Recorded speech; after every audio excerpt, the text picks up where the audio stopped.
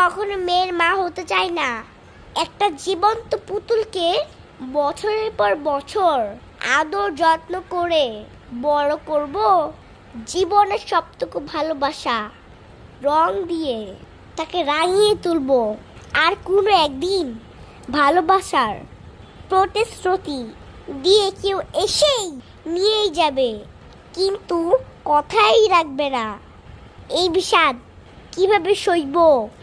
যে পুতুলটাকে মা এত আদর করে বড় করলো, তাকে কেউ এসেই কথায় কাজে আঘাত করবে, কিন্তু আমি কোনো প্রতিবাদ করতে পারবো না। সেই মা আমি কখনোই হতে চাই না।